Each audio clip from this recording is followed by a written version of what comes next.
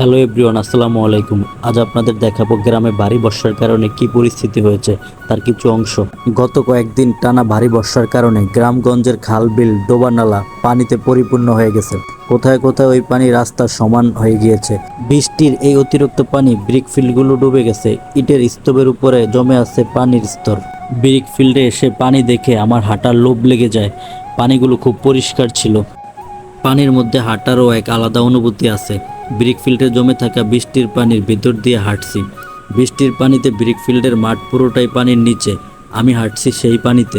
জল আর ভেজা বাতাসের সাথে মজার এক অনুভূতি। প্রকৃতির এ যেন ভিন্ন এক রূপ। বৃষ্টির পানিগুলো খুব ঠান্ডা। আমার হাঁটতে খুব ভালো লেগেছিল। চারপাশে এখন শুধু পানির রাজত্ব। ক্ষেতের ধান সহ শাকসবজি পানির নিচে। বাড়ির উঠান থেকে শুরু করে ব্যবহৃত অনেক জায়গায় পানি উঠে গেছে।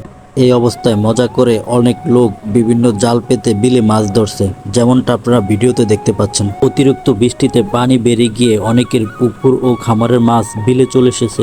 এই অস্বাভাবিক পরিস্থিতিতে সাধারণ মানুষের দুর্ভোগের শেষ নেই।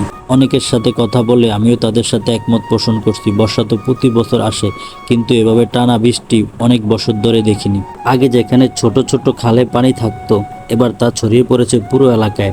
সব মিলিয়ে এক অস্থির পরিস্থিতি। নদীতে পানি বেশি থাকার কারণে সুইচ গেট বন্ধ রাখা হয়েছে, তার জন্য পানি নামতে পারছে না।